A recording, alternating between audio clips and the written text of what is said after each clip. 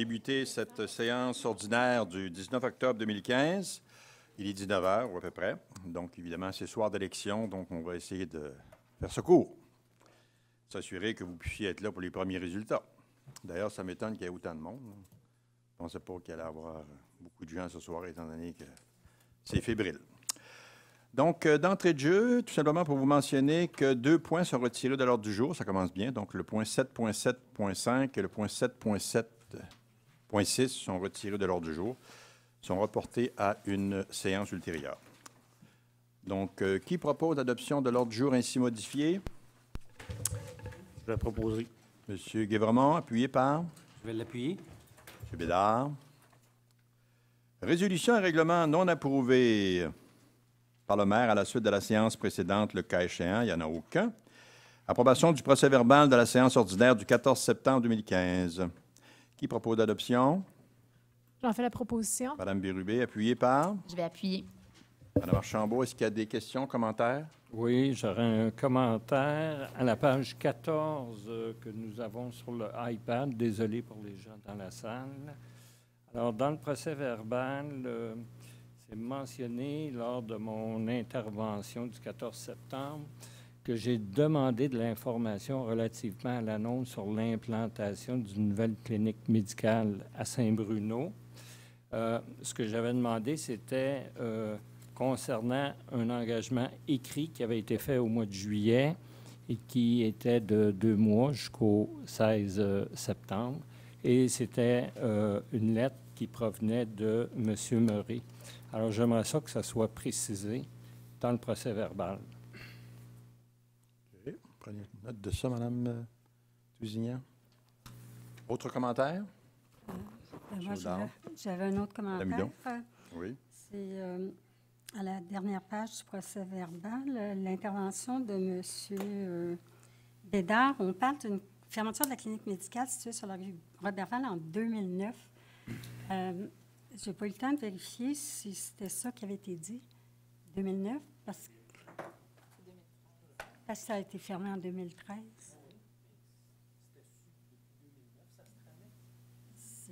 C'est-à-dire, vous parlez de la fermeture en 2009. C'est pas en 2009 qu'elle a été fermée. Est-ce qu'il y a lieu de corriger, parce que c'est une erreur factuelle, là? OK.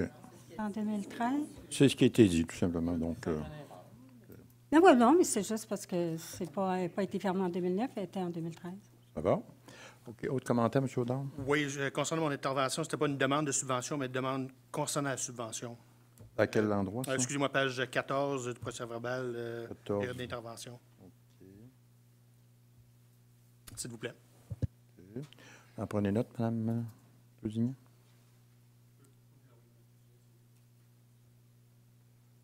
Ça va, vous voyez l'endroit? Vous avez des problèmes avec votre iPad? OK, M. Audard, vous allez envoyer le commentaire. C'est beau. Parfait, merci. Donc, première période de questions des citoyens. Une seule question, M. Fortier, s'il vous plaît. Alors, bonjour, Vincent Fortier, c'est résident de Saint-Bruno-Montarville, mais aussi président du Parti montarvillois. Écoutez, ça fait 2 en 2, là, 2 conseils en 2 que j'interviens. Je ne voudrais pas en faire une habitude, mais disons que c'est un concours de circonstances, ou des concours de circonstances qui m'amènent à poser une question. Ma question est très précise, Monsieur le maire. Écoutez, il y a eu en mars dernier, si ma mémoire est bonne, des allégations à l'effet que le Parti montarvillois ainsi que vous-même et les conseillers municipaux ici rattachés à votre caucus, c'est-à-dire au Parti montarvillois, il y en a quand même 5 des 8, ce qui n'est pas rien, auraient fait certaines choses, moi je n'ai pas à développer, là, avec l'organisme Vivre en Ville, des allégations de choses douteuses, je peux m'exprimer ainsi, et fait par M. Michael O'Dowd, qui a annoncé lors d'un conseil de ville, toujours pas au printemps, mais à l'hiver dernier, au mois de mars, encore là, si ma mémoire est bonne, qu'il avait déposé une plainte à la commission municipale du Québec. Et élément qui a été réitéré dans un article du journal Les Versants, un article rédigé par Frédéric Calcal, dont le titre était quand même assez clair, « Collusion ou diffamation ». Et dans l'article dans lequel le journaliste, M. Calcal, réitérait qu'il y aurait eu de la part de Michael O'Dowd une plainte à l'endroit, là je ne sais pas, là, je suis dans la conjecture, c'est-à-dire à l'endroit du maire ou du parti montarvillois ou de l'ensemble des conseillers du Montarvillois, à l'effet qu'il y aurait eu des éléments douteux ou des choses douteuses de passer entre vous et l'organisme Vivre en Ville, qui avait obtenu, je tiens à le rappeler, un contrat de plusieurs dizaines de milliers de dollars, je ne me souviens pas du montant exact, là, de gré à gré entre la ville et l'organisme. Alors, mes questions sont très simples. Moi, je veux juste savoir si, effectivement, il y a eu une plainte de déposer. Si oui, quand elle a été déposée. Si on ne se souvient pas de la date exacte, ce n'est pas grave, la semaine à peu près, le mois, le moment. Quel était le motif de la plainte, là où les raisons du dépôt d'une plainte, c'est quand même pas anodin, ainsi que le suivi suite à cette plainte-là qui aurait été déposée, qui a été fait par l'organisme qui a reçu, l'organisme gouvernemental qui a reçu cette plainte-là. Et je suis convaincu que ce ne sera probablement pas vous qui allez répondre, mais que M. O'Dowd, qui est probablement comme vous tous ici, tous les élus du conseil de ville, ainsi que vous, les 9 élus du conseil de ville, est habité par des valeurs d'intégrité, d'honnêteté, mais aussi, et là j'insiste, de transparence, qu'on va pouvoir nous révéler ces éléments-là. Donc je répète mes questions. Quand y a-t-il eu une plainte, à peu près là, dans le temps? Quel était le ou les motifs de la plainte? À qui, contre qui s'adressait la plainte? Et quel a été le suivi reçu par l'organisme qui aurait reçu la fameuse plainte? Merci. Merci, M. Fortier. Bon, vous comprendrez que je ne peux pas répondre à ça parce qu'on n'a pas d'informations. Nous, on n'a pas eu aucune information concernant ce dossier-là. Donc, je vais demander à M. O'Dowd s'il veut bien nous éclairer. Aucun problème. Merci, M. Murray. Oui, j'ai été en communication avec le CMQ.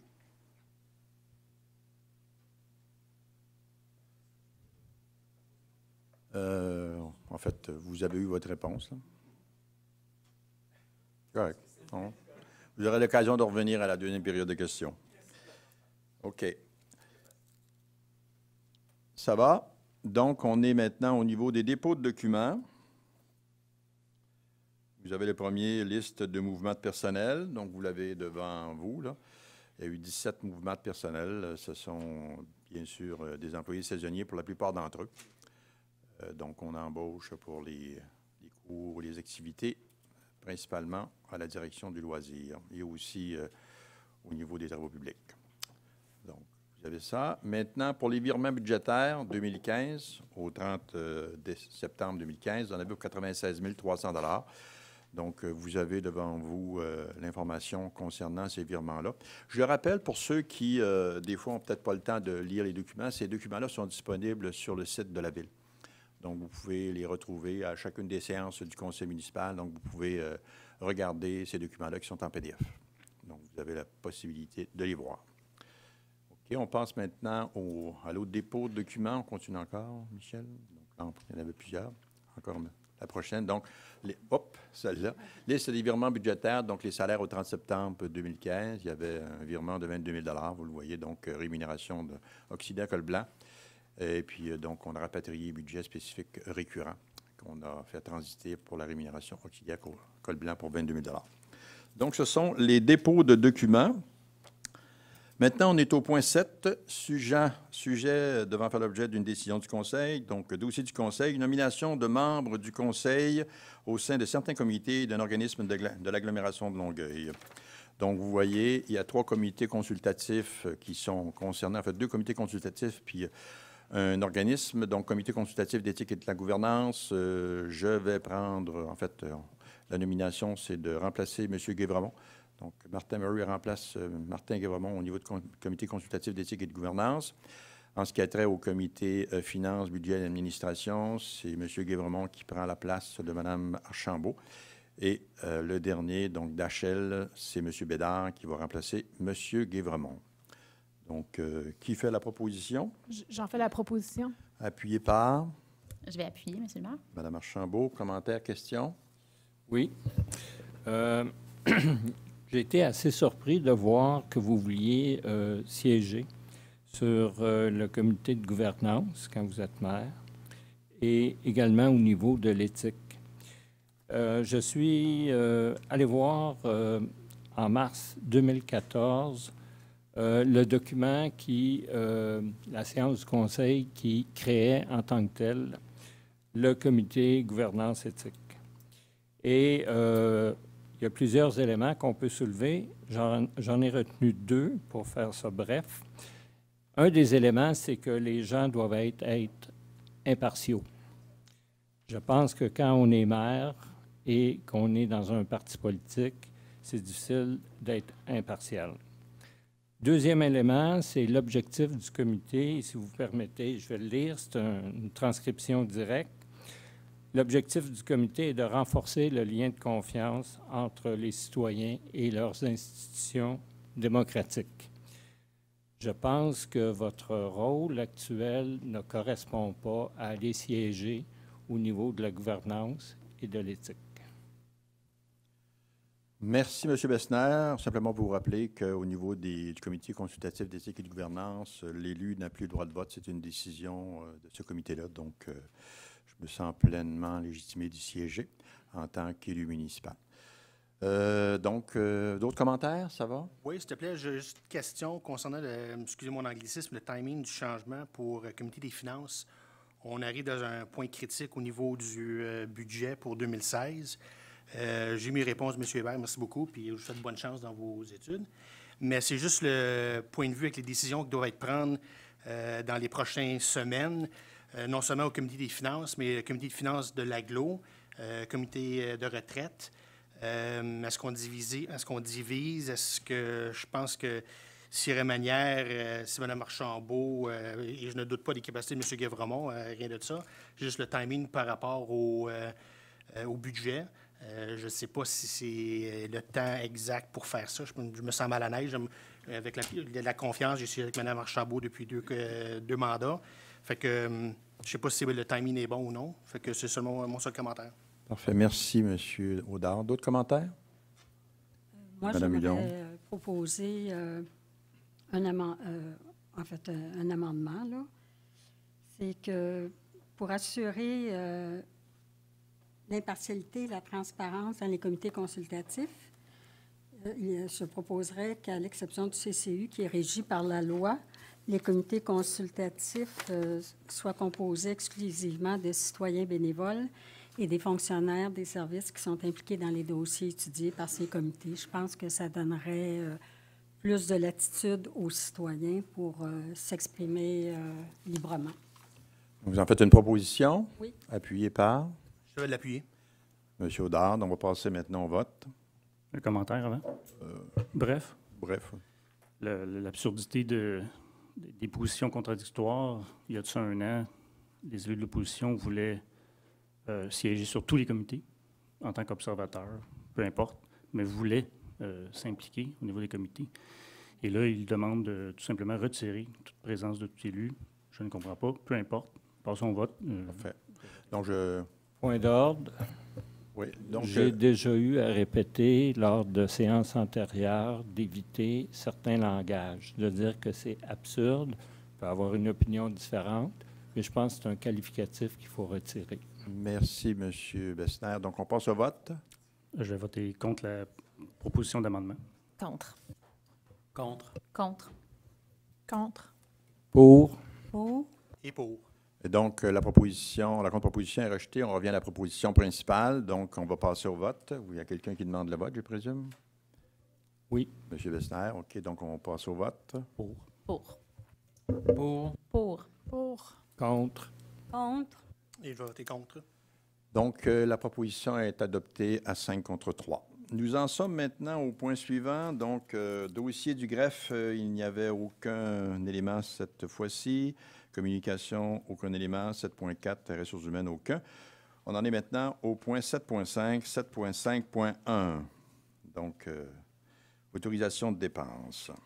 Donc, il est proposé d'autoriser les dépenses de la liste préparée par la Direction des finances, de la Trésorerie et des technologies de l'information au 30 septembre 2015 pour un montant total de 2 923 et 4 $, incluant les charges salariales pour un montant de 773 131 $ pour les périodes 35 à 39. La liste des chèques émis pour une somme de 1 707 247 et les débits directs pour un montant de 442 626. Vous voyez les principales charges là, apparaître à l'écran. J'en fais la proposition. Appuyé par? Je vais appuyer. OK. M. Martin-Guévremont. Le point 7.5.2, adjudication d'un contrat de service professionnel pour l'impartition de la gestion du parc informatique. Donc, il est proposé d'adjuger le contrat de service professionnel pour l'impartition de la gestion du parc informatique de la Ville de Saint-Bruno de Montarville aux soumissionnaires ayant obtenu le meilleur pointage, à savoir 9317-3052 Québéking, excusez-moi, j'ai pas changé.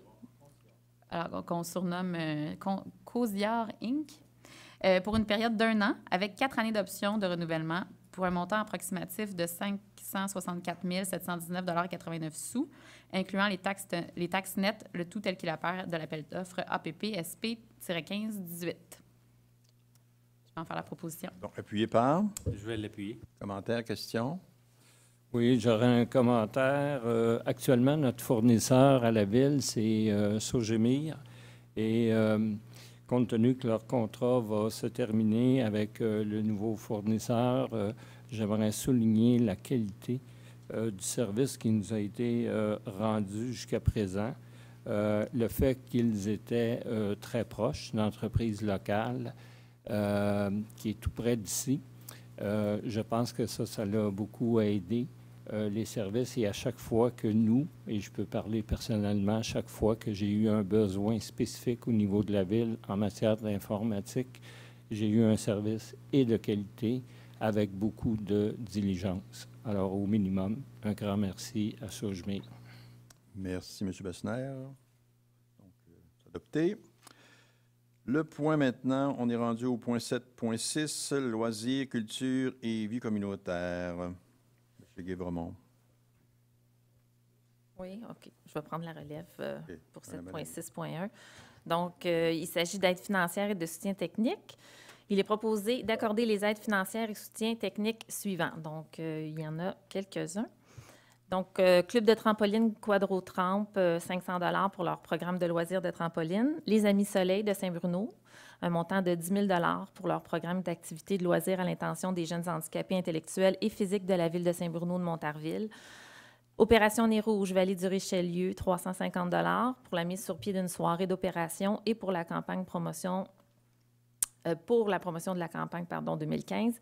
Le groupe d'entraide GEM, 284 $ tenu d'une conférence le mercredi 4 novembre 2015 au Centre Marcel Dulude. Le Club Photo Évasion, 600 $, c'est leur 30e anniversaire de fondation. Ils vont souligner l'événement par une conférence de M. Carlos Richer le 15 octobre 2016. Au Cercle des fermières de Saint-Bruno de Montarville, 550 $ pour le 34e Salon des métiers d'art de Saint-Bruno qui se déroulera le 23, 24 et 25 octobre prochain au Centre Marcel Dulude. Centre d'animation mère-enfant, donc le CAM, 1 162 $ pour la location du Centre Marcel Dulude, donc le 36e bazar qui a eu lieu déjà le 2, 3 et 4 octobre dernier.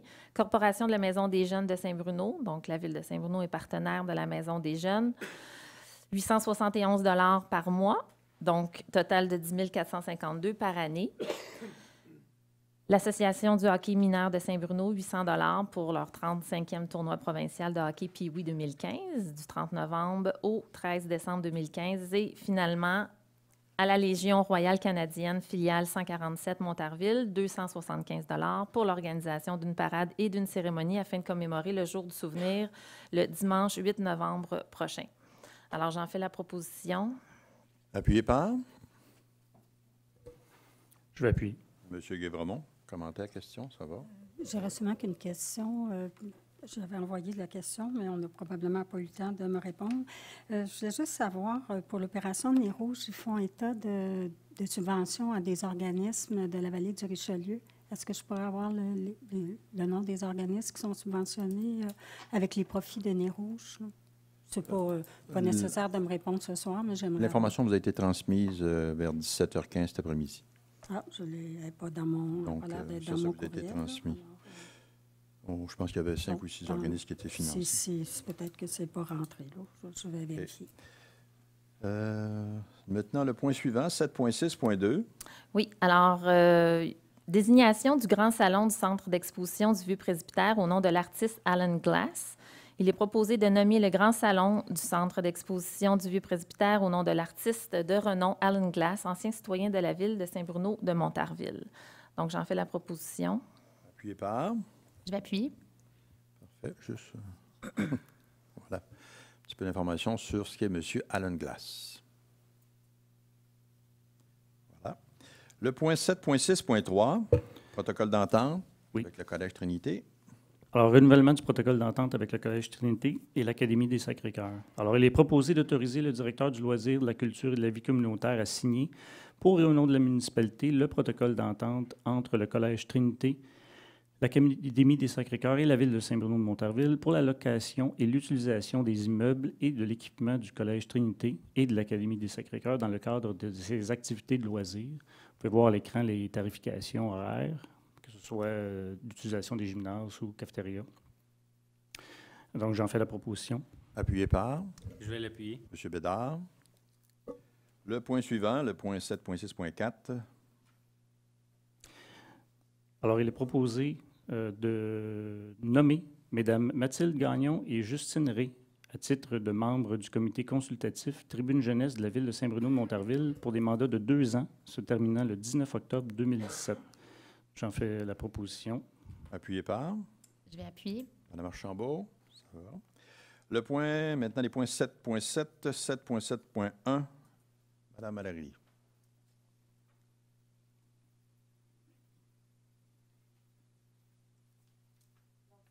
Une dérogation. Dérogation mineure.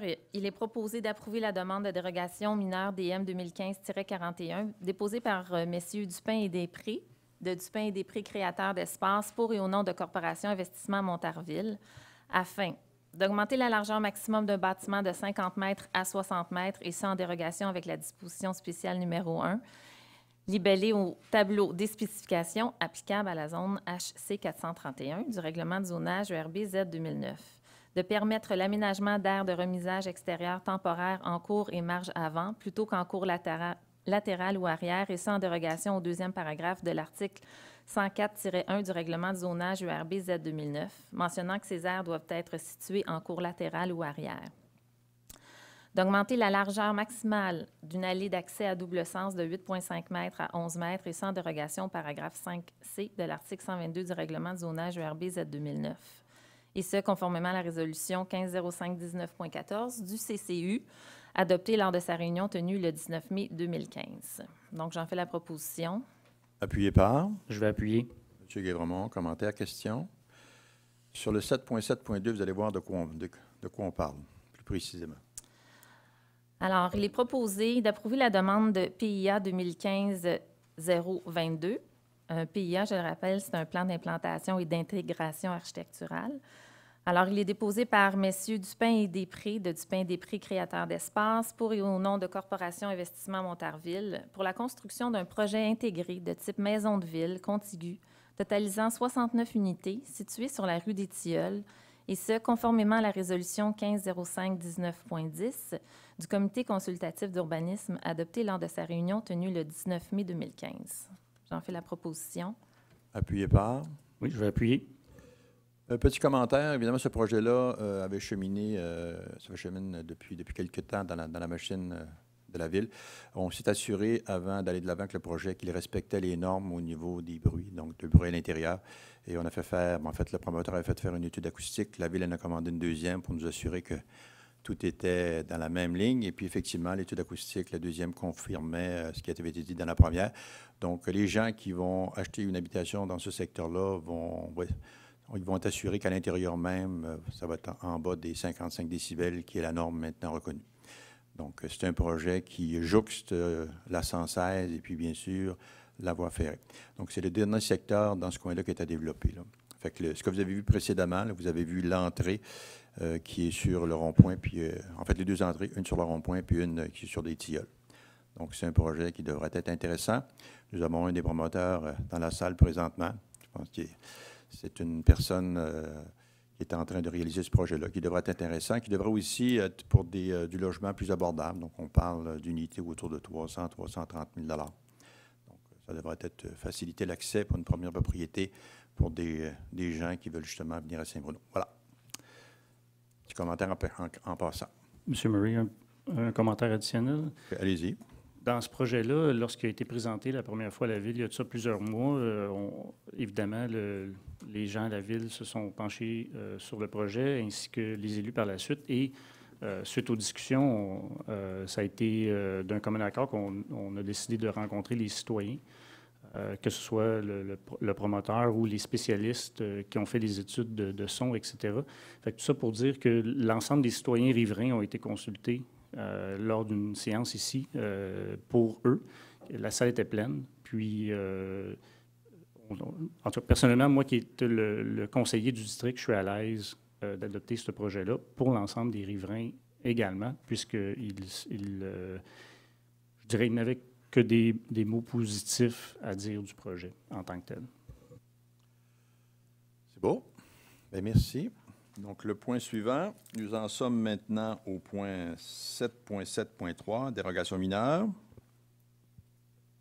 Oui, alors il est proposé d'approuver la demande de dérogation mineure DM 2015-63 déposée par M. Michel Bertrand de Dalcon pour et au nom de Fonds de placement immobilier communard afin d'autoriser l'aménagement d'un enclos à matière résiduelle en cours avant, et ça en dérogation au deuxième paragraphe de l'article 273.1 du règlement de zonage URB Z 2009 qui stipule que ces aires doivent être situées en cours latéral ou arrière conformément à la résolution 1508-26.9 du CCU adoptée lors de sa réunion tenue le 26 août 2015. Donc, j'en fais la proposition. Appuyé par? Je vais l'appuyer. M. Bédard. 7.7.4. Oui. Oui. Puisqu'il s'agit d'une dérogation, il faut demander s'il y a quelqu'un dans la salle qui aimerait s'exprimer. Est-ce qu'il y a quelqu'un dans la salle? Ça va? Ça va? Qui aimerait s'exprimer. Inusimo consent. OK. C'est beau. 7.7.4. Oui. Donc, il est proposé d'approuver la demande de PIIA, donc encore une fois, un plan d'intégration et architectural, déposé par M. Michel Bertrand de Dalcon pour et au nom de Fonds placement immobilier communard pour l'aménagement d'un abri pour conteneurs à matière résiduelle au 1201-1203 rue Marie-Victorin, et ce, conformément à la résolution 1508-26.6 du Comité consultatif d'urbanisme adopté lors de sa réunion tenue le 26 août 2015. J'en fais la proposition. Appuyé par? Je vais l'appuyer. M. Bédard, le point 7.7.5.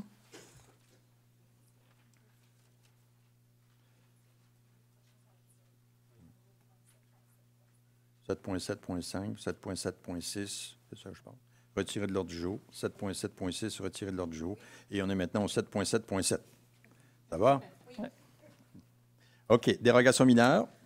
Alors, il s'agit d'une dérogation mineure. Il est proposé d'approuver la demande de dérogation mineure DM 2015-84 déposée par M. Alain Fréchette, requérant, afin de réduire la marge latérale minimum de 0,9 m à 0,6 m de la propriété située au 1745 rue Lionel Groux, et ce, en dérogation à l'article 71 du règlement de zonage URB Z 2009, conformément à la résolution 1509-28.8 du CCU, adoptée lors de sa réunion tenue le 28 septembre 2015. Alors, avant de procéder au vote ou à l'adoption, on invite toute personne intéressée à se faire entendre au sujet de ce dossier. Ça va? Alors, j'en fais la proposition. Appuyé par? Je vais appuyer. Mme Archambault. Le point est maintenant 7.7.8. Il est proposé d'approuver la demande de PIA 2015-68 déposée par M. Hugues Séguin de Planigestion Immo Inc. pour et au nom de la Caisse des Jardins du Mont-Saint-Bruno pour leur aménagement paysager de la cour avant au 1649 rue Montarville, et ce, conformément à la résolution 1509-28.7 du CCU, adoptée lors de sa réunion tenue le 28 septembre 2015. Donc, j'en fais la proposition. Appuyé par? Je vais l'appuyer. M. Bédard. Point 7.7.9. Il est proposé d'approuver la demande de PIA 2015-38 83, déposé par Mme Catherine Larente de Enseigne Transworld Compagnie pour et au nom de Immeuble GY Lambert Inc. pour le remplacement de 2 enseignes murales composées de lettres détachées et éclairage intégré identifiant l'occupant au 3001 boulevard de Boucherville, et ce, conformément à la résolution 1509-28.5 du Comité consultatif d'urbanisme adoptée lors de sa réunion tenue le 28 septembre 2015. J'en fais la proposition. Appuyé par J'appuie. M. Guévremont.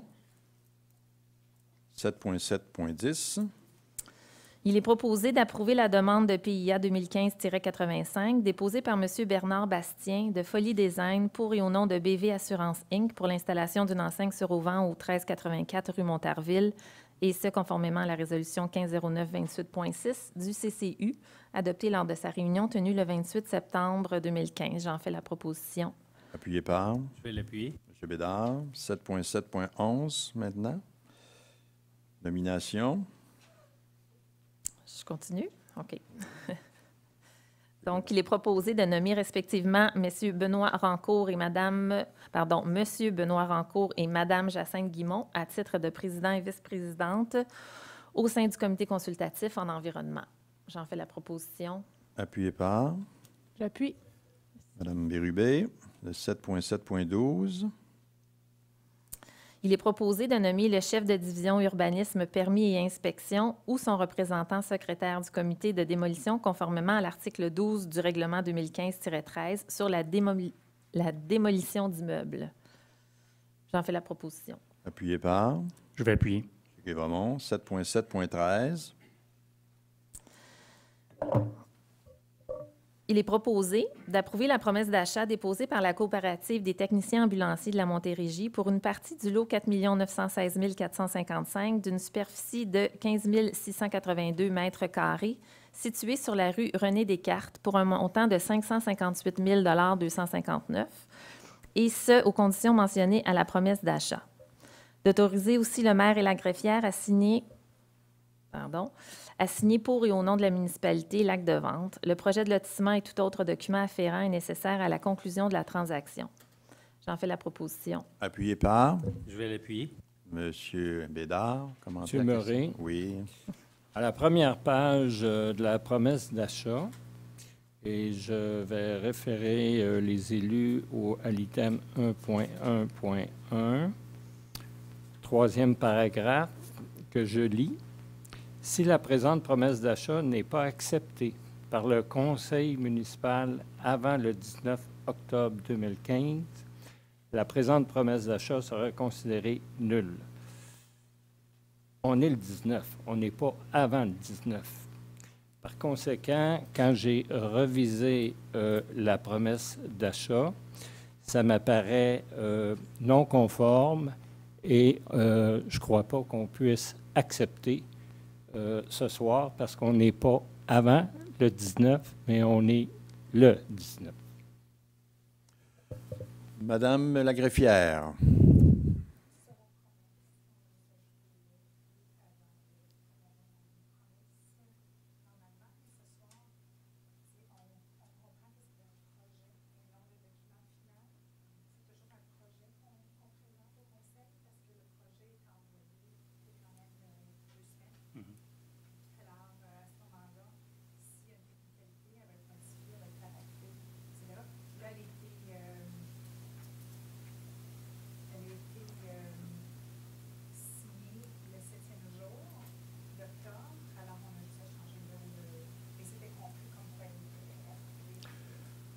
OK, donc on peut procéder à l'adoption avec la mention que le document sera corrigé au niveau de la promesse d'achat. Amendé. OK. Ouais.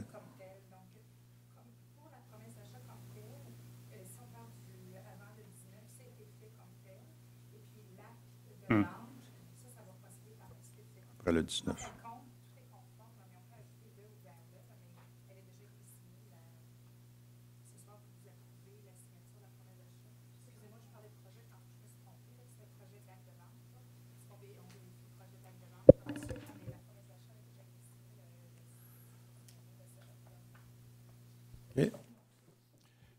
Bon.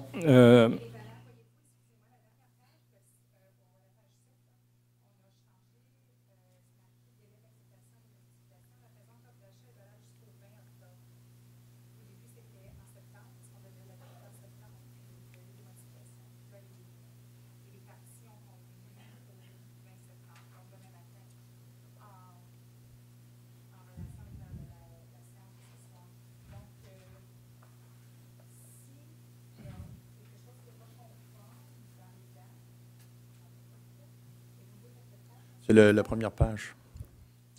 Le-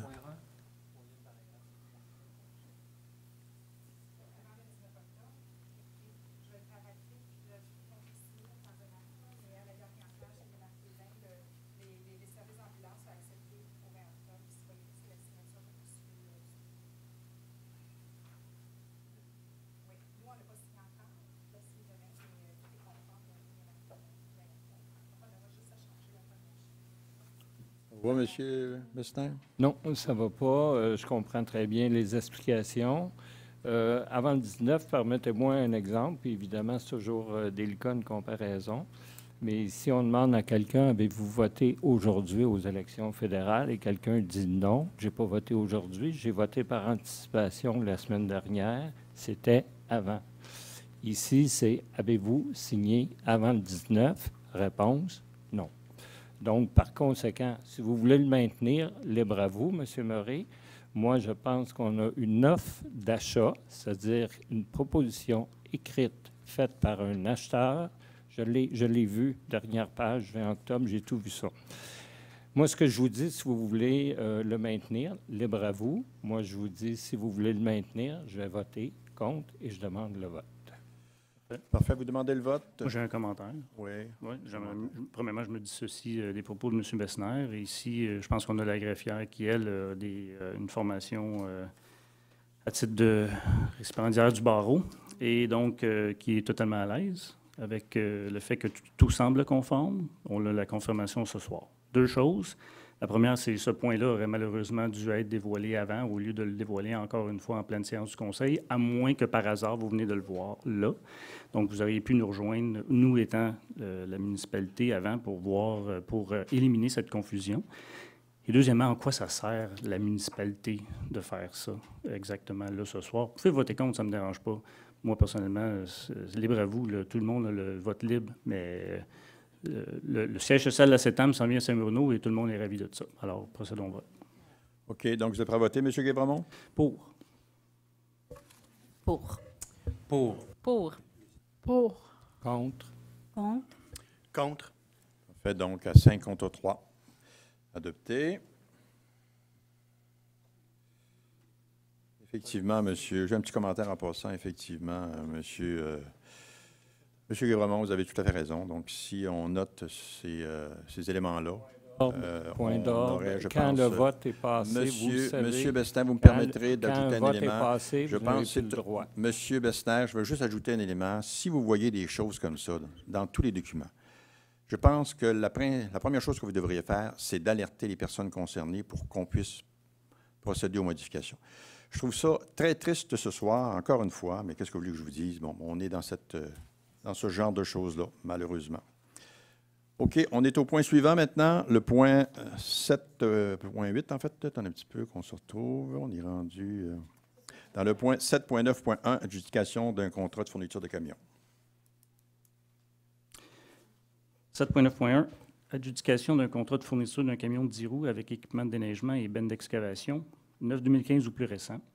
Alors, il est proposé d'adjuger le contrat de fourniture d'un camion de 10 roues avec équipement de déneigement et benne d'excavation 2016 au plus bas soumissionnaire conforme, à savoir Camion Interanjou Inc., selon les prix soumis, incluant les options de la suspension avant et celle de la garantie prolongée de la transmission de 1309, 1309 et 29, pour un montant total approximatif de 221 909,55 sous, incluant les taxes nettes ainsi que du rachat du camion numéro 8813, au montant de 4 500 le tout tel qu'il apparaît de l'appel d'offres APP-SP 1526. Alors, j'en fais donc la proposition. Appuyé par Je vais appuyer. Mme Archambault. Le point suivant. Question, s'il vous plaît. Question. Le 8813 de cédulé pour être remplacé en 2018. J'imagine que ça a été devancé à cause de l'état de l'équipement. Est-ce que, selon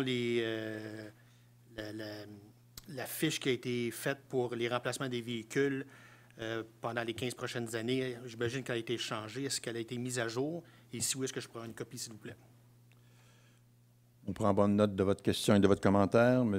Audard va y donner suite. M. Hébert, prenez ça en note. Merci. Merci. Le point suivant. 7.9.2, adjudication d'un contrat de fourniture d'un camion de 10 roues avec équipement de déneigement, épandeur et système interchangeable 9-2015 ou plus récent. Non, ce n'est pas le même camion. Il est proposé d'adjuger le contrat de fourniture d'un camion 10 roues avec équipement de déneigement, épandeur et système interchangeable 2016 au plus bas soumissionnaire conforme, à savoir équipement lourd Papineau, selon les prix soumis, incluant les options de la suspension avant et celle de la garantie prolongée de la transmission de 2 903,96 $, pour un montant total approximatif de 248 427,50 $, incluant les taxes nettes, le tout tel qu'il apparaît de l'appel d'offres APP-SP 1528. J'en fais donc la proposition. Appuyé par? Je vais appuyer. Archambault, commentaire, question? Ça va. OK. Le point suivant, le 7.9.3.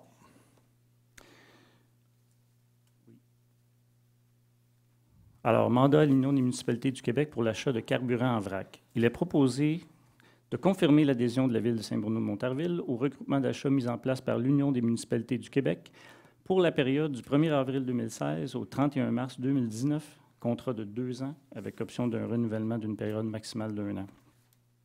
De confier l'UMQ le processus d'appel d'offres menant à l'adjudication de contrats regroupés pour l'achat des différents carburants, essence et diesel, nécessaires aux activités de la municipalité, de fournir à l'UMQ la lettre de demande d'adhésion et la fiche technique d'inscription, de respecter les termes et conditions du dit contrat comme si la municipalité avait directement contracté avec le fournisseur à qui le contrat sera adjugé, et de payer à l'UMQ un frais de gestion basé sur les quantités de carburant requis, ce frais de gestion étant de 0,0055 $ par litre acheté avant taxe. Donc, une demi-cent. J'en fais la proposition. Appuyé par? Je vais l'appuyer. M. Bédard. 7.10 maintenant, Mme Bérubé. Et alors, il est proposé d'autoriser la direction du génie ou tout autre consultant externe mandaté par la Ville à présenter une demande d'aide financière auprès du ministère de l'Éducation, du loisir et du sport dans le cadre du programme de soutien pour le remplacement ou la modification des systèmes de réfrigération fonctionnant au gaz R12 ou R22, Arena et centre de curling, tout en s'engageant à payer sa part des coûts admissibles et des coûts d'exploitation continue du projet de conversion du système de réfrigération de l'Arena Michael Bilodeau, simplement pour ajouter qu'il s'agit d'engagements qui ont été fixés dans le cadre du protocole de Montréal. On doit éliminer ces réfrigérants d'ici 2020. Alors, la plupart des villes font des modifications semblables à leur système de réfrigération. On a le choix entre l'ammoniac ou le CO2. La plupart des villes font le choix du CO2 aussi à cause des risques inhérents à l'ammoniac, qui est un risque explosif et tout ce que vous connaissez avec l'ammoniac non souhaitable. Donc, voilà, j'en fais la proposition. Appuyé par? Je vais appuyer. Le point suivant maintenant, le 7.10.2. Alors, il est proposé d'adjuger le contrat de service professionnel d'ingénierie pour la préparation d'un plan directeur d'égout sanitaire incluant un plan de gestion des débordements et conception, plan et devis d'un nouvel égout collecteur au soumissionnaire ayant obtenu le meilleur pointage, à savoir le groupe Conseil Génie Pur, pour un montant approximatif de 160 032 $, incluant les taxes nettes, le tout tel qu'il apparaît de l'appel d'offres OS-GEN 2015-03. Vous en faites la proposition? J'en fais la proposition. Appuyé par? Je vais l'appuyer. M. Bédard. Le 7.10.3. Alors, il est proposé d'adopter le budget 2016 de 1 581 863 $ de la Régie intermunicipale d'assainissement des eaux usées de Saint-Bruno-de-Montarville et Saint-Basile-le-Grand, comportant une quote-part de 440 995 $ pour la Ville de Saint-Bruno-de-Montarville, tel qu'il apparaît de sa résolution numéro 15-44 et conformément aux dispositions de l'article 468.34 de la Loi sur les cités et villes. Alors, j'en fais la proposition. Appuyé par? Je vais l'appuyer. M. Bédard. Ça va? J'aurais une question. D'une part, j'ai demandé à la fois en session de travail et par courriel d'avoir les états financiers. On m'a répondu qu'on me les enverrait, qu'on m'enverrait la version dans ma chemise, mais c'était absent. Alors, je réitère ma demande pour les états financiers. Et puisqu'on adopte quand même un budget qui est important, là, c'est un dossier important pour la Ville de Saint-Bruno, j'en profite pour demander où est-ce qu'on en est avec la qualité de l'eau dans le Richelieu. Est-ce qu'on a des données à jour suite à nos actions en termes d'assainissement? Madame Bérubé. En fait, toutes les normes sont respectées. Ce n'est pas nous qui faisons les prélèvements, M. le maire, dans le Richelieu. Ça relève du ministère de l'Environnement. Sauf que ce qui est demandé à la régie en termes de rejet est tout à fait à l'intérieur des normes. On respecte ce qui nous est demandé. Alors, tout va bien de ce côté-là. Habituellement, quand même, il y a des rapports qui sont faits sur la qualité de l'eau par les organismes environnementaux. Je pense que ce serait important que la régie se préoccupe aussi du résultat de nos actions. Alors, si c'était possible d'obtenir les données, s'il vous plaît. On peut faire la recherche. Prends bonne note de votre question. 7.10.4 maintenant. Alors, il est proposé d'approuver le règlement 15-02 de la Régie intermunicipale d'assainissement des eaux usées de Saint-Bruno de Montarville et Saint-Basile-le-Grand, constituant une réserve financière de 2 millions de dollars en vue de la réparation ou du remplacement éventuel de l'équipement mécanique, électrique et électronique des conduites de refoulement et d'émissaires, ainsi que la vidange et la disposition des boues des étangs aérés. Alors, j'en fais la proposition, M. le maire. Appuyé par? Je vais l'appuyer. M. Bédard, commentaire additionnel juste pour vous informer, c'est-à-dire que la régie avait en caisse autour de 600 000 $ au 31 décembre 2014 et évidemment, cette année, on procède à l'enlèvement des boues. C'est la première fois depuis que l'usine est construite, donc ça fait une quinzaine d'années. Et il a fallu faire un emprunt d'à peu près 1,5 million, à peu près, là. Et ce qui a été décidé au niveau de la régie intermunicipale, c'est de se constituer une réserve, donc de mettre 50 000 $ par année. Ce qui ne devrait pas être suffisant parce que 50 000 $ par année, c'est quand même 40 ans pour obtenir le 2 millions. Mais quand même, ça permettrait de couvrir des coûts plus élevés là, par rapport à la prochaine vidange qui devrait avoir lieu dans 10 ou 12 ans, là, d'après ce qu'on a comme paramètre. Donc, c'est ce qui explique d'ailleurs cet ajout de 50 000 $ là, parce que vous voyez, c'est réparti de la façon suivante, 70 Saint-Bruno environ et environ 30 Saint-Basile-le-Grand, ce qui explique que l'augmentation de 5,8 cette année de notre quote-part au niveau de la Régie intermunicipale des eaux, tout simplement. Voilà. Commentaires, questions? Oui. Là aussi, en session de travail, puis par courriel, j'ai demandé des renseignements sur la vidange des éboues. On m'a donné le montant du règlement d'emprunt là, de 902 000 $, mais moi, ce que j'aimerais savoir, c'est aussi le calendrier là, de vidange. Ensuite, savoir quelle est la quantité et la qualité des boues qui sont retirées. Et on a dit qu'il y aurait de la valorisation. Je voudrais avoir des détails sur la valorisation qui va en être faite de ces bouts-là. Et puis, il y avait déjà une réserve, effectivement, à la régie qui avait été constituée pour la vidange des étangs. Et moi, je veux avoir l'état de la réserve avant qu'on ait donné le contrat là, pour être en mesure de voir qu'est-ce qui était compris dans la réserve. Alors, je voudrais avoir des renseignements plus détaillés sur la question de la vidange des boues. Je vous remercie. En fait, il n'y avait pas de réserve au niveau de la régie, malheureusement. Il n'y avait jamais de... Il y en avait une à notre époque, alors je ne sais pas à quoi elle était utilisée après vérification pour le ministère, il n'y a jamais de demande qui était faite pour constituer une réserve. Ça fait qu'on l'a fait cette année pour la première fois. Il y avait des montants de réservés, il y avait des montants, il y avait des surplus, mais ce n'était pas une réserve. Ce n'était pas un surplus qui était réservé. Donc, il y avait, comme je l'ai dit, au 31 décembre, il y avait comme en caisse autour de 600 000 $. Là. Et cet argent-là va servir, bien sûr, pour ces fins-là. Là, actuellement, on est en train de se constituer une réserve pour faire face à la prochaine vidange des boues. Il y avait des surplus réservés. Concernant les boues, je vais laisser Mme Bérubé répondre à la question. Oui, en fait, l'épandage doit avoir lieu ces jours-ci puisqu'il y a des règles en matière de limite de... Il y a une date limite pour l'épandage qui est fin novembre, pour pas que les sols soient trop gelés. Oui, les boues des étangs donc seront épandus sur des terres agricoles, c'est ce qui avait été demandé. Et c'est dans le coin de Saint-Basile, les terres ont été identifiées et d'après moi, là, ça se fait soit maintenant ou dans les semaines qui suivent, là, avant la date limite prévue par l'Ordre des agronomes du Québec. Alors, voilà. Puis pour ce qui est de la caractérisation des boues, je n'ai pas les données exactes. Là, si ça vous intéresse, ça sera disponible. Moi, je ne les ai pas en main. Là.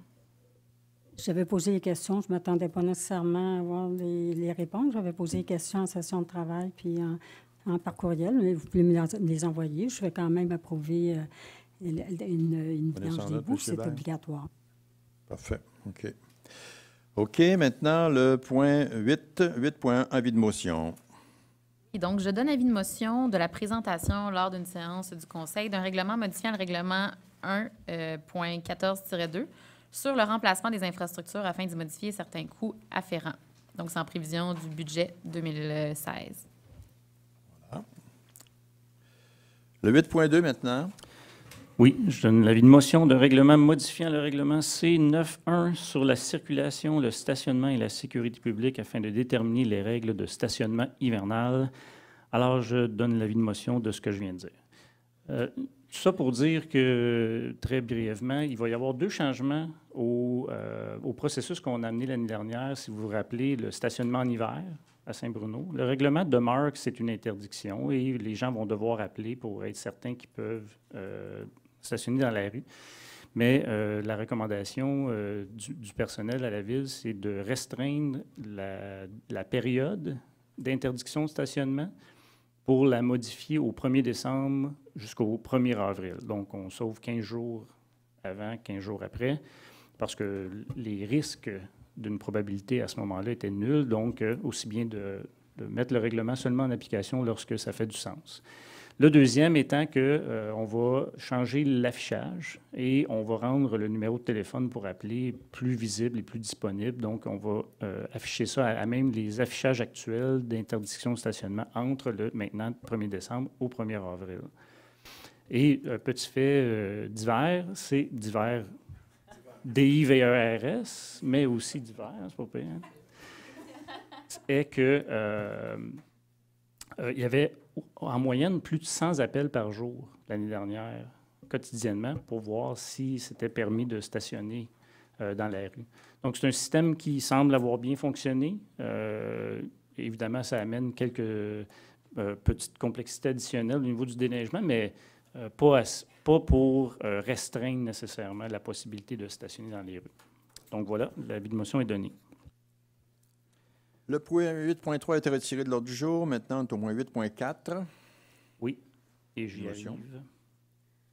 Alors, adoption du règlement 2015-14 modifiant le règlement C91 sur la circulation, le stationnement et la sécurité publique afin d'interdire l'obstruction de la voie publique. Alors, il est proposé d'adopter le règlement 2015-14 modifiant le règlement C91 sur la circulation, le stationnement et la sécurité publique afin d'interdire l'obstruction de la voie publique telle que présentée avec dispense de lecture. Alors, ce que ça veut dire, c'est qu'on a donné un avis de motion à le dernier conseil de ville pour modifier le règlement. Actuellement, on ne peut le terme utilisé dans le règlement, c'est « nul ne peut jouer dans la rue ». Et là, on le modifie pour nul, non, pas vrai. Il est interdit d'obstruer la voie publique. C'est une distinction qui fait en sorte que les enfants pourront jouer dans la rue sans nécessairement bloquer la rue, mais ne seront pas nécessairement contre le règlement automatiquement. Contre la loi, exact. Donc, j'en fais la proposition. Appuyé par? J'appuie. Madame Bérubé, le 8.5. Encore moi. Alors, adoption du règlement... Non, c'est pas vrai. Je veux y aller? On va dire. Donc, il s'agit de proposer le règlement URB-Z 2009-43, modifiant le règlement du zonage URB-Z 2009 afin d'ajouter des normes à la colonne C du tableau des spécifications de la zone HC 428 de l'annexe B telle que présentée avec dispense de lecture. Donc, j'en fais la proposition. Appuyé par? Je vais l'appuyer, si t'expliques. Monsieur Bédard. Le 8.6. Tout est là. 8.6. Alors, il s'agit de l'adoption du second projet de règlement.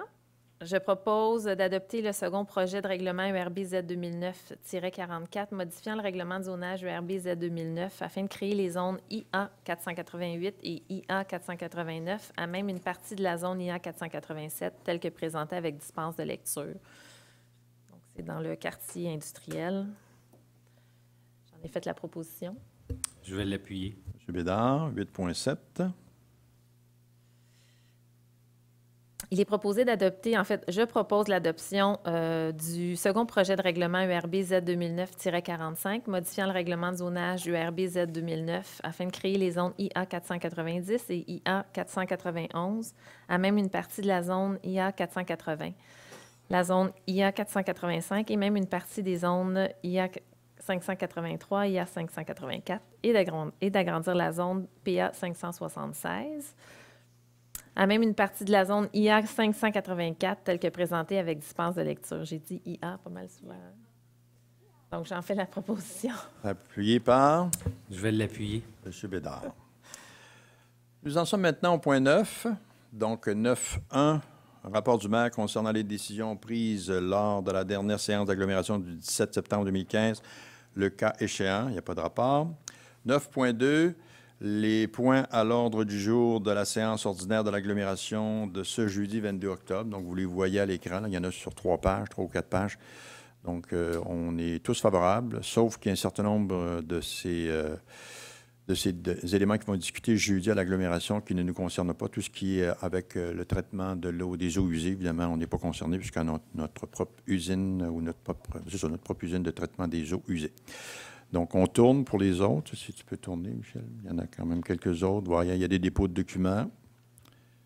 Dépôt de documents, et encore une fois. Donc, ce document-là, on passe rapidement, mais il est disponible sur le site de la Ville, je me répète. Donc, si vous voulez regarder de quoi il en retourne exactement, je vous le mentionne. On a reçu cet après-midi, puis on n'a pas eu le temps de se pencher sur ce dossier-là. Donc, au niveau de l'agglomération, c'est rentré en toute fin d'après-midi. Il est rentré un nouvel élément à l'ordre du jour de ce jeudi. C'est l'approbation d'une convention de partage à intervenir entre la Ville et le Centre local de développement. Donc, on n'en a pas pris connaissance. Donc, pour le moment, on ne peut pas vous dire si on est favorable ou défavorable. On va prendre connaissance, puis d'ici jeudi, on va se positionner. Voilà. Maintenant, le point suivant. Appuyeur. Je vais en faire la proposition. J'appuie. Pour la même chose. À un moment donné, on va être bon là-dedans. Point 10, affaires nouvelles. Point 11, deuxième période de questions. Il n'y a pas personne? 1, 2, 3, parfait, OK. Nous en sommes maintenant à la période d'intervention des membres du Conseil. Donc, j'aimerais d'entrée de jeu peut-être juste faire quelques précisions pour cette période d'intervention-là. Je demanderai donc aux élus d'être concis, donc respecter la limite de 3 minutes maximum par intervention. Si possible, l'intervention par conseiller et bien sûr être précis en évitant les digressions. Voilà. Fait, qui prend la parole? Moi, je vais prendre la parole, si vous permettez, très rapidement. En fait, c'est simplement pour souligner 2 événements qui ont lieu dans la semaine dernière. D'abord, j'ai eu la chance, avec Mme Bérubé, de participer à la Marche mondiale des femmes qui avait lieu ce samedi à Trois-Rivières. C'était très intéressant. Ça avait lieu partout à travers le monde, mais au Québec, ça se déroulait à Trois-Rivières. On était, en fait, la délégation de l'UMQ parce que, vous savez, Saint-Bruno est membre de l'Union des municipalités du Québec. Et Isabelle, dans le fond, est membre d'une commission et moi-même de la commission des jeunes à titre de vice-présidente, donc j'étais là. Et puis, ça a été extraordinaire. Il y avait plus de 10 000 personnes qui étaient là pour marcher pour le droit des femmes et je voulais le souligner aujourd'hui. Je pense que c'est important pour combattre la violence et l'intimidation. Les gens étaient très mobilisés. J'ai trouvé ça galvanisant. Donc, je voulais publiquement vous dire qu'on soutient la cause et c'est très important pour nous. Deuxième élément, peut-être que d'autres vont renchérir là-dessus, mais cette semaine, mercredi dernier, c'était la présentation de notre vision 2035 du conseil municipal. En fait, c'est plutôt la vision de l'ensemble de la population montarvilloise. Là, depuis plus d'1 an, on travaille à développer cette vision-là avec des consultations publiques, tout ça. Et on arrivait au point culminant où on dévoilait la vision concertée de l'ensemble des participants. C'était une soirée enivrante. J'ai eu beaucoup de plaisir et je voulais profiter de l'occasion pour remercier les services de la Ville, le service, évidemment, de l'urbanisme qui a travaillé très fort, qui a fait de la présentation, et le service des communications qui a fourni un service impeccable, des vox pop, des vidéos. Donc, c'était haut en couleur. Je vous remercie. Je tiens à témoigner mon appréciation. Merci. Merci, Mme Archambault. D'autres interventions? Oui, si vous me permettez, M. Murray. Je pense qu'il faudrait remercier les Cougars de Saint-Bruno qui ont organisé un match de basketball vendredi entre le Cégep Montmorency et l'Université McGill. Une organisation, les Cougars, qui ont des jeunes partout, que ce soit les filles ou les gars, à travers les universités au Canada et aux États-Unis. Un programme qui prend un peu plus de vie. On manquait un peu de souffle, mais ils recommencent à prendre le boulot. Fait que si vous connaissez des jeunes qui veulent jouer au basket, très bonne organisation. Et aussi, il y avait le souper spaghetti pour la Maison des jeunes, initiative que la Maison des jeunes, depuis quelques années, ils ont commencé avec un petit souper dans le sous-sol de chez eux. Puis maintenant, pas mal tout le monde était là du conseil vendredi. Et je pense qu'il faut lever le chapeau pour tout ce qu'ils font à la Maison des jeunes. C'est plus la Maison des jeunes qu'on pensait dans le temps. Ils font l'aide aux devoirs, ils font souper en gang les mercredis pour justement jaser avec les jeunes puis savoir c'est quoi leurs inquiétudes. Fait que félicitations aux Maisons des jeunes, Maud et son équipe. Et j'étais content de voir dans les procès-verbaux, j'ai manqué le plénier la semaine passée, qu'il y avait un citoyen de la rue William Burks il y avait des questionnements concernant le stationnement lors des événements. J'étais content de voir que dans le procès-verbal, qu'il y avait quelque chose qui va se faire. J'aurais aimé, par contre, qu'on m'avertisse et non par un procès-verbal, mais j'avais demandé, Mme Bérubé, vous m'avez dit que vous allez m'avertir quand il y a une décision à être prise. Je trouve ça dommage qu'une communication soit faite via courriel et non sur un téléphone ou quelque chose de plus personnel. Finalement, je pense qu'il faudrait remercier les services cet été pour le service des travaux publics et leur gang pour les fleurs, les aménagements, malgré un départ lent cet été. Je pense que tout le monde était satisfait. On aurait pu améliorer à certains points, c'est sûr, et j'espère que l'année prochaine, pour les fleurons, nous allons être en course pour encore gagner les 5 fleurons. Merci beaucoup. Merci, M. Audard. Autre intervention? Bien, en fait, moi, j'aime revenir sur des colloques ou, en fait, des événements où les Montarvillois acceptent finalement d'assumer nos déplacements puis nos participations, parce que c'est des participations qu'on adopte en conseil de ville. Alors, Mme Bérubé, M. Murray et moi sommes allés à Montréal en train. Il y a 2 semaines, nous avons participé à l'Agora métropolitain. Et l'Agora métropolitain, qu'est-ce que c'est? En fait, c'est des réunions d'élus qui, finalement, font un suivi sur le fameux PMAD qu'on a adopté en 2012. Alors, le PMAD, c'est le Plan métropolitain d'aménagement et de développement du Grand Montréal, dont on fait partie. Et ce PMAD-là a des impacts directs sur notre futur plan d'urbanisme parce que nous allons devoir nous conformer aux grands paramètres que s'est donné la communauté métropolitaine de Montréal. Alors, on y a participé. Je déplore que les membres de l'opposition n'aient pas cru être présents. C'est un forum extrêmement important, d'autant plus que les initiatives de M. Murray ont été saluées. Donc, devant une salle de plusieurs centaines de personnes, on a invité M. Murray à prendre la parole, puis surtout à souligner son initiative d'avoir démarré une table des maires dans la CMM pour la protection des milieux naturels, parce que ce plan-là d'aménagement de la CMM, bien, il ne parle pas simplement de développement, mais aussi de protection du territoire. Alors, c'est connu, on aime bien développer, mais il faut aussi protéger. Puis, les initiatives de la Ville de Saint-Bruno ont été soulignées. Alors, je pense que j'ose croire qu'on a été des bons ambassadeurs pour la Ville. Et donc, voilà, je tenais à vous faire un petit compte-rendu. Mais vous pouvez aller voir sur le site de la CMM, Agora Métropolitain, il y a un paquet d'informations pertinentes. Merci. Autre commentaire, autre intervention? Oui, j'aimerais faire du pouce sur ce que Mme Allary vient de dire. En fait, elle vient de vous parler du PMAD. Entre le PMAD et le plan d'urbanisme de la Ville, il y a une étape qui est le schéma d'aménagement de l'agglomération de Longueuil. Donc, on devra se conformer aussi au schéma et le schéma doit se conformer au PMAD. Le schéma est en voie d'adoption. Il y aura des consultations publiques les 11 et 12 novembre. Vous trouverez les informations sur le site Internet de la Ville, celle de Longueuil, mais aussi sur le site de la Ville de Saint-Bruno, concernant la tenue de ces consultations publiques-là. C'est très important parce que le schéma va galvaniser ce qui va se développer et comment on va développer le territoire pour les 10 prochaines années.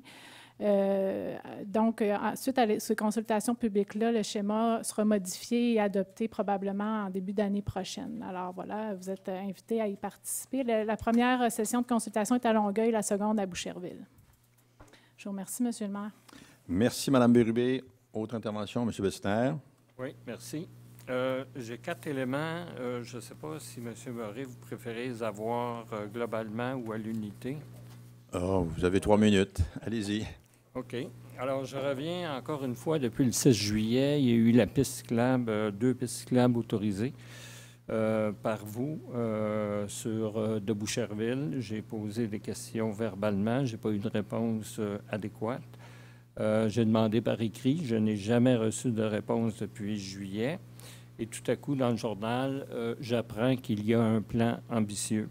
Est-ce que vous pouvez me fournir ce plan ambitieux, que je puisse enfin le visualiser, compte tenu d'autant plus que ça concerne les citoyens de Saint-Bruno et les gens de mon district? Deuxième élément, commentaire, vous avez autorisé 10 000 Nous 3 avons voté contre. 10 000 pour Causerie Champlain, le Covabar. Et une personne présente me révélait qu'il y avait 15 personnes à cette rencontre. Ça m'apparaît très cher, 10 000 Troisièmement, concernant la CEPAC, j'ai vérifié aujourd'hui, il n'y a toujours pas de vélo gratuit disponible. Et je veux rappeler que ça a été autorisé par vous en mars, 90 000 de fonds publics dans un projet qui n'a jamais démarré. Et à l'époque, j'avais souligné qu'il n'y avait ni plan d'affaires, ni budget avec ce projet-là. Quatrièmement, dernièrement, le 3 octobre, il y a eu une navette entre la CEPAC et le marché public. J'aimerais savoir qui a payé la navette, combien ça a coûté. Il y avait un service de sécurité. Les policiers devaient suivre la navette. Ils ont été en fonction de 9 h le matin jusqu'à 14 h en après-midi. Qui assume la facture des services policiers? L'agglomération ou la ville de Saint-Bruno? Merci. Merci, M. Bessner. On prend bonne note de vos questions. On n'a pas nécessairement toutes les réponses. Donc, on va commencer par les pistes cyclables. Il ne faut pas toujours croire ce qui est écrit dans les journaux. Effectivement, donc tout simplement pour vous dire, oui, il y a un projet, un plan directeur au niveau des vélos, des pistes cyclables qui s'en vient. On a mandaté Vélo-Québec pour produire un dossier. Actuellement, c'est regardé par le comité mobilité qui se penche là-dessus et au cours des prochains mois, en tout cas on l'espère d'ici la mi-année 2016, on devrait être en mesure de présenter un plan directeur des pistes cyclables qui va nous permettre de savoir où est-ce qu'on s'en va avec les pistes cyclables, parce que vous saviez que le problème qu'on avait à Saint-Bruno, c'était on avait un paquet de petits bouts de pistes, aucun raccordement, aucun accès à l'extérieur de Saint-Bruno, donc on est en train de corriger le tir. Incidemment, on va investir l'an prochain près de 600 000 au niveau du réseau cyclable, donc 440 000 on va en parler tout à l'heure, au niveau du rang des 25 pour corriger une petite aberration sur Yvonne Duquette. Et aussi, malheureusement, on est copié d'une facture du ministère des Transports pour la piste cyclable qui va nous amener au niveau à la gare de Saint-Basile, parce que le ministère devait payer, finalement, ne paye plus. Donc, c'est les deux villes de Saint-Bruno et Saint-Basile qui vont écoper de la facture. Donc, on parle d'environ 95 000 chacun. Donc, c'est au niveau des pistes cyclables. En ce qui a trait aux causeries de Champlain, donc, malheureusement, je pense que la personne qui était là vous a mal informé. Les causeries de Champlain, c'est 150 personnes le mercredi. Ce dont on vous parle, c'est l'Agora, donc l'espèce de suite qui se fait le samedi suivant, qui s'est passé au Chalet Marie-Victorin, qui réunit les membres du conseil d'administration du Covabar, où on fait un rapport de ce qui s'est passé durant les causeries comme tel le mercredi. Et par la suite, bien là, on va statuer. Quand je dis 150, je m'excuse, c'est peut-être pas tout à fait le nombre, mais autour d'une centaine de personnes qui étaient présentes au Centre Marcel Duluth. Donc, ça a été une réunion très fructueuse, 4 ateliers avec différentes personnes de différentes villes des environs. Donc, je pense que le 10 000 a été bien investi. Et une reddition de compte va être faite prochainement par rapport à ça. Voilà. Maintenant, pour le projet Mon Vélo, je vais laisser mon collègue, M. Bédard, vous parler de ce projet-là, parce qu'il y en est un peu l'initiateur. Allez-y, M. Bédard. Vous avez 3 minutes. Écoutez, je veux juste vous dire que M. Bessner brille par la qualité de ses informations. Quand on parle d'un projet qui était mal ficelé, pas budgété, etc., qui n'est jamais parti, puis je pourrais allonger la liste des qualificatifs, là. Ce projet-là est bien en place. Le local à l'école fonctionne. Ils sont rendus à 4 élèves à temps plein qui remodèlent des vélos. Et effectivement, ce qui a retardé l'implantation sur la montagne, c'est la commandite que Mon Vélo avait besoin pour faire plier la tuyauterie pour faire des racks à bicycle. Non, je cherchais le terme français. Des supports à vélo. Alors ça a retardé toute la patente. Puis je vais même pousser un peu plus loin. Je peux vous confirmer que pas le protocole d'entente, mais l'agglomération a donné son aval à la police de Longueuil pour que Mon Vélo puisse récupérer les bicycles volés de l'agglomération, là, avec une autre école, là, de Longueuil. Puis il s'est avéré que l'école, quand ils ont été contactés, il était à un balbutiement de projet par rapport à Mon Vélo. Puis ils ont dit à Mon Vélo, écoutez, on va embarquer derrière vous autres dans votre système, vous êtes bien mieux organisés que nous autres. Alors, ça ressemble à ça, notre projet, M. Bessner. OK. Pour ce qui est concernant le 3 hectares marché public, oui, la navette électrique. Donc, c'est un petit autobus électrique qu'on a. C'est un projet que je voulais tenter. Donc, à la fin, comme dernière journée, comme dernière étape, on a voulu voir ce que ça pouvait donner, un petit autobus électrique qu'on a loué. Sauf qu'on s'est rendu compte, in extremis, que malheureusement, on avait oublié de vérifier si l'autobus en tant que tel pouvait circuler sur les voies publiques, ce qui n'était pas le cas. Donc, il a fallu que je me débrouille le vendredi vers 16h dans l'après-midi pour rejoindre des policiers pour voir ce qu'on pouvait faire. Ils nous ont dit qu'il n'y avait pas de problème et c'est un peu étonné le lendemain que j'ai vu qu'il y avait une auto de police qui nous suivait derrière. Et il ne devrait pas y avoir de facture parce qu'ils ne nous ont pas demandé notre permission. En fait, c'est eux-mêmes qui ont décidé d'eux. Ça fait partie des dépenses de l'agglo. Et donc, oui, la personne a suivi durant son trajet de 9h jusqu'à 13h dans l'après-midi, a suivi le petit véhicule électrique. Ce qui nous a donné aussi des idées fort intéressantes, donc un petit autobus électrique. Quand on pense en termes de mobilité active, aussi de déplacement, ça nous permet de regarder l'ensemble des différents volets, c'est-à-dire autant les voies cyclables que des autobus de ce type-là, qui ne sont pas très coûteux à l'achat, qui pourraient nous permettre justement de répondre à des besoins au niveau de nos personnes à mobilité plus réduite. Donc, on est en train de regarder ça et c'est pour ça qu'on l'a fait comme projet pilote. Ça a coûté 600 $. Et ça faisait partie du budget qui était prévu pour le marché public. Donc, il n'y a pas eu de dépenses additionnelles par rapport à ça. Voilà. D'autres interventions? Oui, moi, je me permets, si vous me permettez. Alors, comme vous savez, il n'y a plus de médecin à Saint-Bruno. Vous avez déjà fait état qu'il y avait un sous-comité de santé qui se penchait sur ce problème-là. Alors, j'aimerais bien savoir qu'est-ce qui a été fait dans les derniers mois pour établir un plan d'action pour la venue de nouveaux médecins à Saint-Bruno et qui fait partie de ce comité-là, combien ils ont eu de réunions, puis quel est leur plan d'action. Au sujet de la grille du frein, toujours plusieurs questions à ce sujet-là. J'aimerais savoir si l'inventaire est complètement terminé. Est-ce qu'il a été complété dans tous les quartiers, dans tous les espaces de Saint-Bruno? Et à quel moment exactement le rapport d'inventaire va nous être déposé? Au sujet de DHL, on a appris avec bonheur qu'il y avait une décision de la Cour qui avait été prise dans le dossier des écoles de pilotage. Par contre, ce qu'on en lit dans les journaux, c'est pas vraiment précis.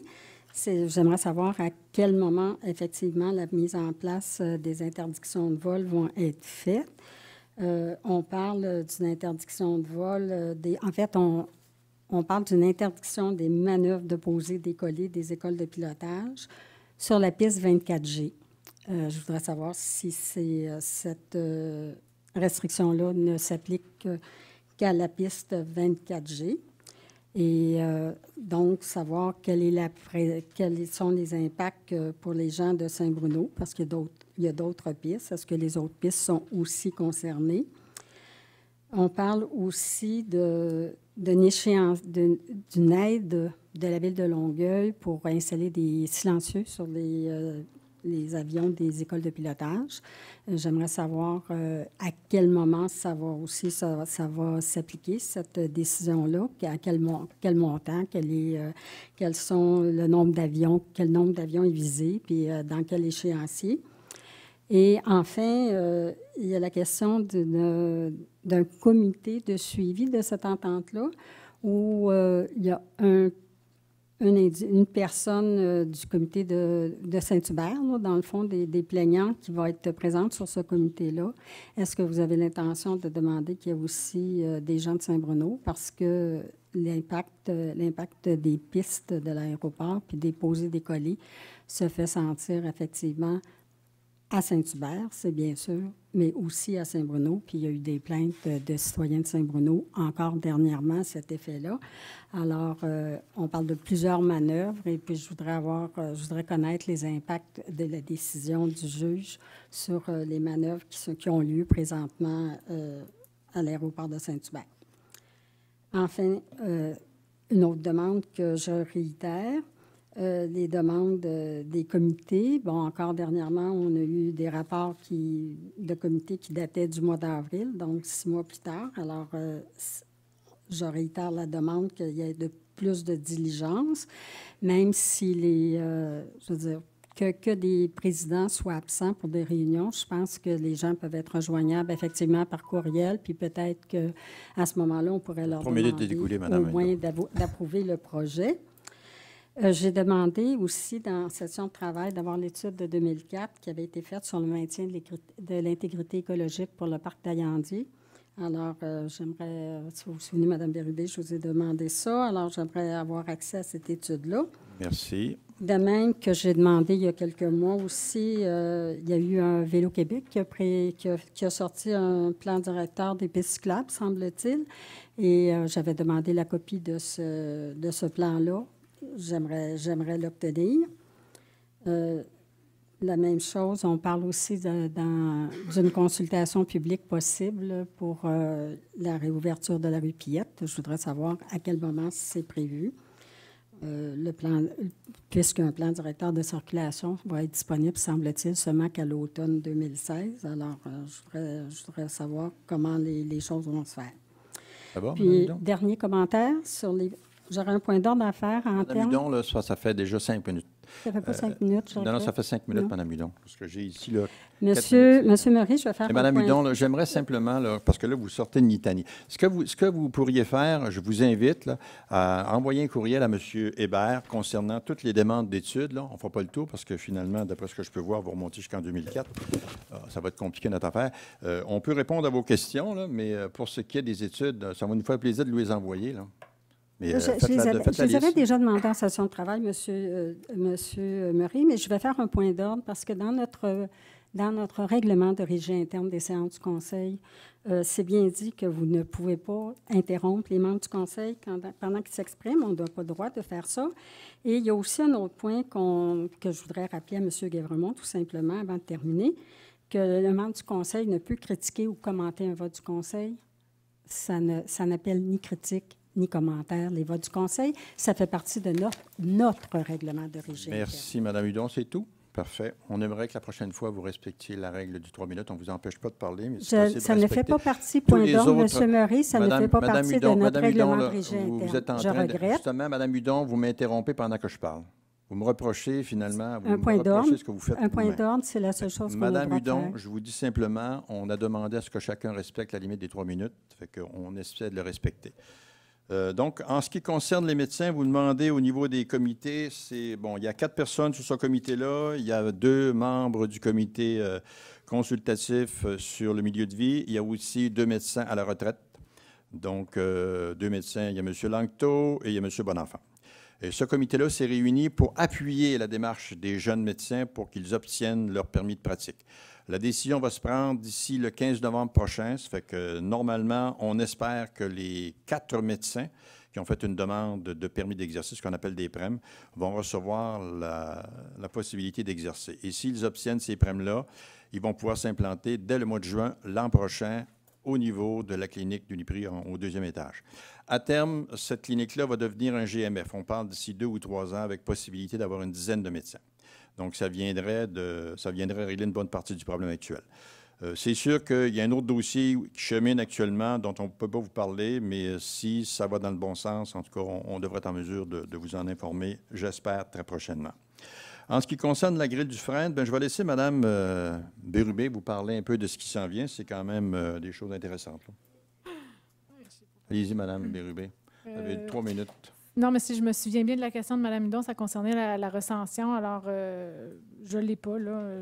Il faut faire un suivi. Je ferai un suivi pour vous, pour savoir quand est-ce que ça sera disponible et ça peut vous être communiqué, tout simplement.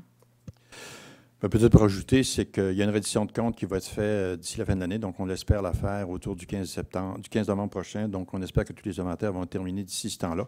Toute l'information va vous être transmise. La population va être invitée à participer à une rencontre. On va être en mesure de vous donner un peu où on en est rendu dans la réalisation du plan d'action et vers quoi on s'en va. Cette semaine, on rencontre d'ailleurs les chercheurs de l'étude qui a été menée sur la montée Montarville et qui vont nous faire part un peu du bilan de la recherche qui a été très, très productif. Et contrairement à ce que les journaux ont pu rapporter, Saint-Bruno n'a pas mis fin à l'entente, c'est-à-dire on n'a pas mis fin à l'exercice. Au contraire, le travail était terminé et nous allons apporter un rectificatif dans les journaux. Ce qui est malheureux, c'est qu'on laisse entendre que Saint-Bruno, parce que ça allait trop bien, qu'on a décidé de mettre fin à l'étude, alors que c'est tout à fait le contraire. Maintenant, pour ce qui est de Dachel, je vais laisser la place à M. Guévremont, parce qu'il est encore membre. En fait, à partir de ce soir, non, mais jusqu'au 19, à minuit, vous avez la possibilité de vous exprimer sur le dossier. Le ou avant. Le ou avant. En autant que ça ne compte pas dans mon 3 minutes. Donc, malheureusement, je suis pris avec une entente de confidentialité. Mme Hudon, elle le sait. Je suis menotté avec ça. Je trouve cette entente-là absurde, justement. Et malheureusement, tout ce que je peux dire, c'est qu'est-ce qui est public. Alors, pour les silencieux, ça va commencer, si je ne m'abuse, l'année prochaine. Les frais sont pris par la Ville de Longueuil et non l'agglomération parce que ça fait partie justement de leur intention de municipaliser l'aéroport le plus rapidement possible. Et c'est très connu là, que une des conditions principales, c'est l'élimination de tout conflit judiciaire pour que la municipalisation soit envisageable. Alors, c'est certain qu'il y a eu une entente hors cours actuellement entre Dachel, la Ville de Longueuil, les usagers de l'aéroport, le mouvement de citoyens de Saint-Hubert, pour justement enlever ce talon-là, cette épine-là. Donc, les silencieux devraient commencer l'année prochaine. Pour ce qui est du fait que Mme Hudon dit on a appris avec bonheur le fait qu'il y a une entente hors cours, je ne serais pas prête nécessairement à le qualifier comme ça. Et je vais m'en rester là. Et pour ce qui est du comité de suivi, effectivement, il va y avoir un comité de suivi et les détails sont à venir et à peaufiner.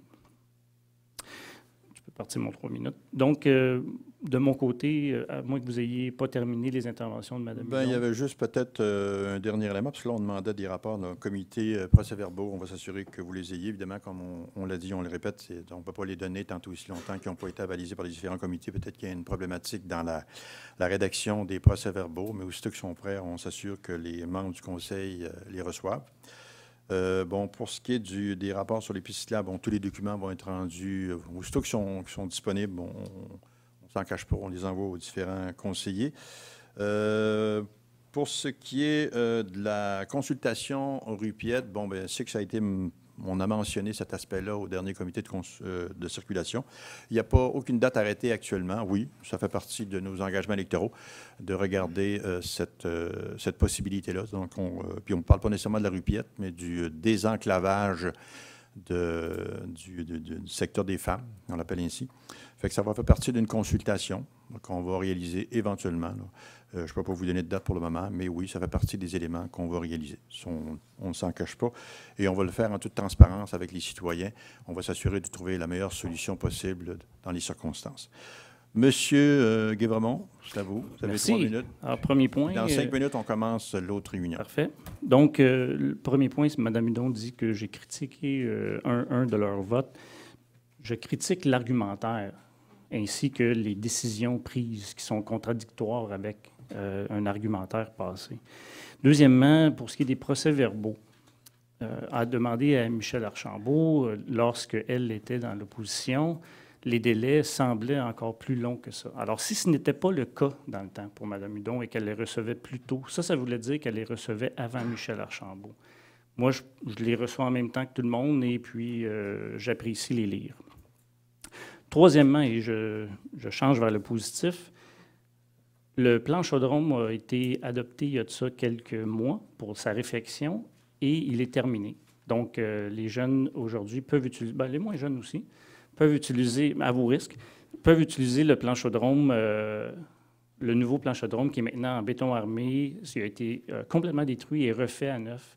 Il reste, et agrandi, merci, il reste l'aménagement un peu alentour, mais c'est clair qu'à date, là, c'est une nette amélioration. Et finalement, je ne sais pas si vous vous rappelez, il y a de ça quelques mois, l'Impact, donc le club de soccer de Montréal, était venu ici à Saint-Bruno. Ce fut un franc succès. On en a parlé au dernier conseil ou l'autre d'avant, mais en parlant avec l'organisme, ils travaillent très, très fort, puis je pourrais même m'allonger pour dire que ça semble cul dans le bec, qu'ils reviennent. Et je parle de l'Impact et non de l'organisme, que l'Impact revienne l'année prochaine, parce que, justement, ils ont exprimé, puis je ne pense pas qu'ils le disent à tous, que ça a été effectivement une des soirées des plus mémorables. Tout était vraiment top-notch, comme on dit, que ce soit le membre du personnel de la ville, l'organisme, tout était vraiment spectaculaire. Et ça a laissé sa marque. Alors, tant mieux, il y avait énormément de jeunes sur le terrain, énormément de moins jeunes aussi. C'était vraiment une incroyable soirée. Donc, de retour l'année prochaine. Merci. D'autres interventions? On termine là. Ça va? Chacun a été intervenu? Bon, parfait. Merci. Je propose la levée de l'Assemblée. La levée de l'Assemblée. Parfait. Donc, M. Bédard, appuyé par? J'appuie. Mme Archambault. Donc, il est 20h20.